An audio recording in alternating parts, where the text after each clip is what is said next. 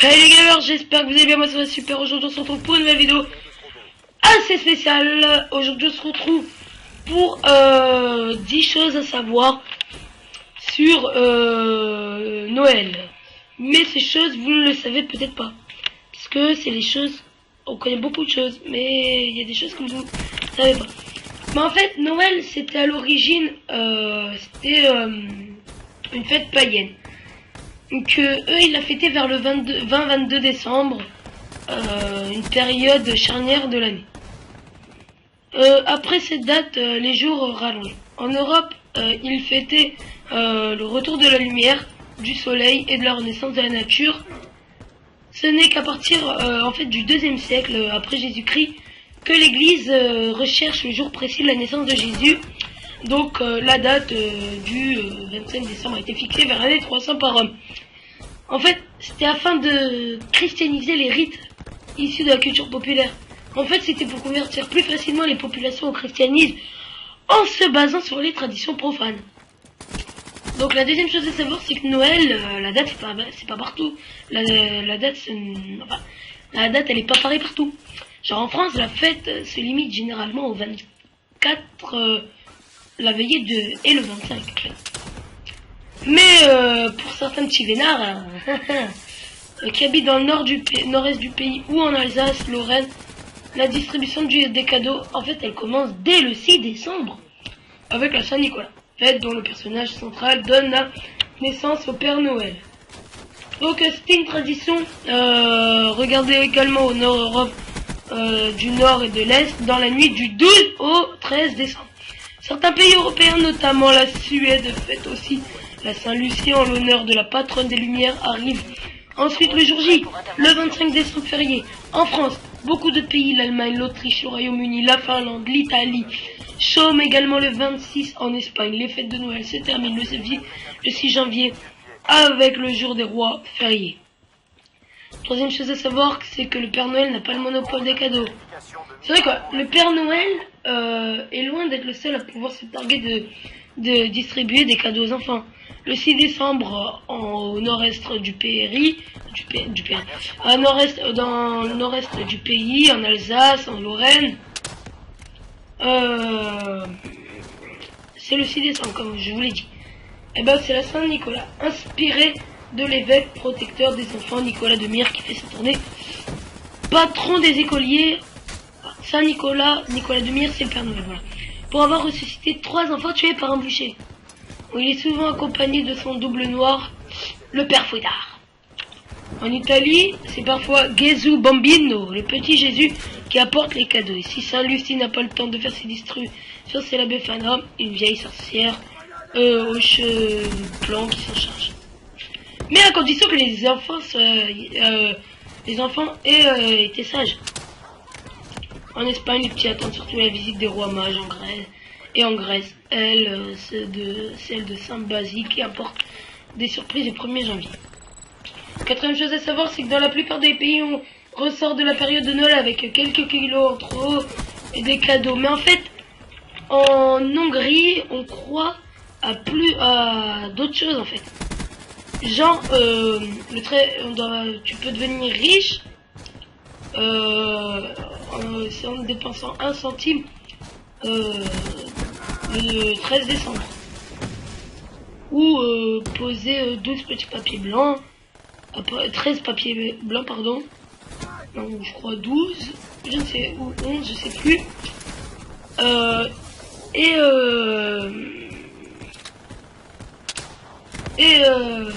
Pardon, excusez-moi. Bah vous en piochez un et le dernier, enfin si vous trouvez un papier blanc, c'est que vous n'aurez pas de mari, c'est la femme qui fait ça. Et si vous tombez sur un gars, eh ben c'est votre mari normalement. Mais en République tchèque, si vous parvenez à avoir une étoile dans une pomme coupée en deux, celle-ci vous protégera toute l'année. En Pologne, à la Saint-André, la veille du premier dimanche de l'Avent, on prédit l'avenir de chacun en faisant passer de la cire à travers le trou d'une serre. Le Père Noël se déplaça pas seulement en traîneau, il a fallu attendre le début du 19e siècle aux États-Unis pour que le Père Noël inspiré du Sinterklaas hollandais, du Saint-Nicolas allemand se mettent à se déplacer dans les airs. Le traîneau et les rennes datent aussi de cette période, mais il n'en va Pas toujours ainsi au Luxembourg, le Kletchen, l'équivalent de Saint-Nicolas, et le Ousker, le père Fouettard, débarquent en hélicoptère. Tu sais les gars, c'est Rambo. Je vais te niquer.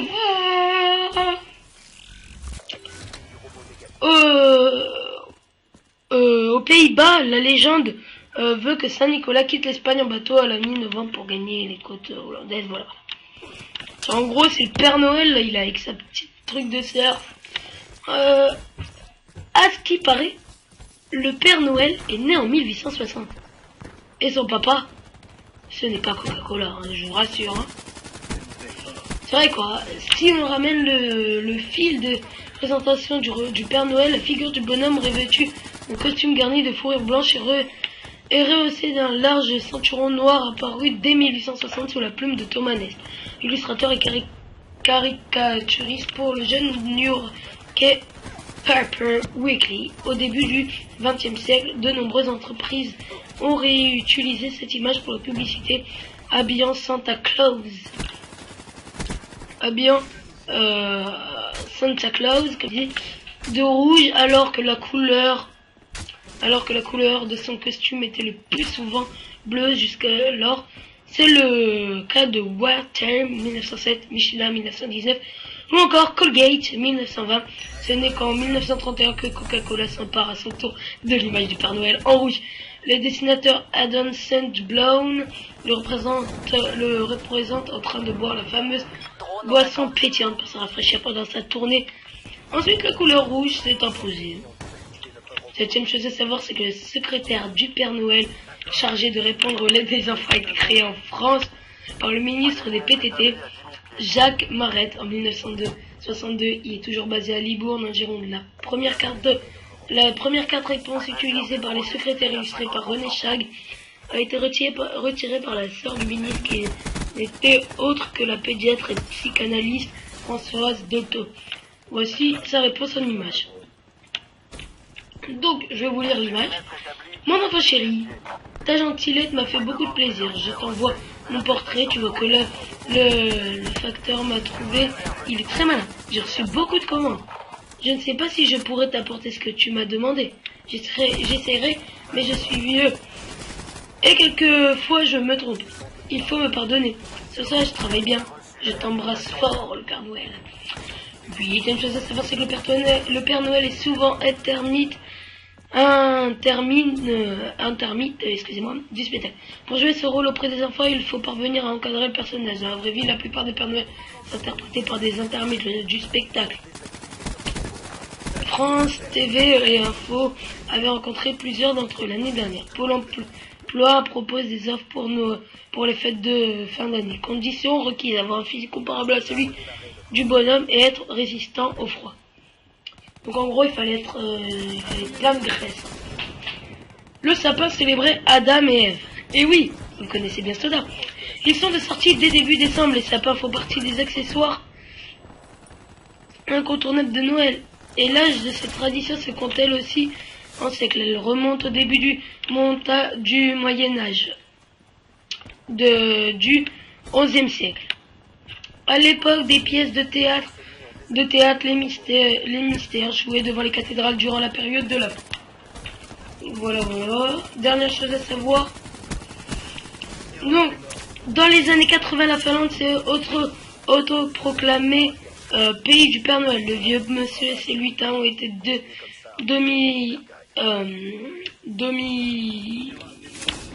Putain, j'arrive pas à lire sa mère. Enfin, j'y arrive pas. On va laisser. Mais en fait, Noël, c'est aussi un business. Donc, si vous voulez offrir un petit séjour sur place au mois de décembre, un voyagiste propose, par exemple, un forfait tout compris à partir de 1290 € par adulte. Il faudra rajouter 990 pour votre bon bain. Voir le Père Noël en vrai, ça n'a pas de prix. Si. Bon, je vous laisse répondre à cette question. En espérant que cette vidéo vous aura plu. Donc moi je vous dis peace. Merci à la chaîne communautaire qui va m'upload. J'ai beaucoup bégayé, je le sais. Si elle m'upload pas, je le comprendrai. Si elle m'upload, merci beaucoup. Bon, moi je te dis peace et à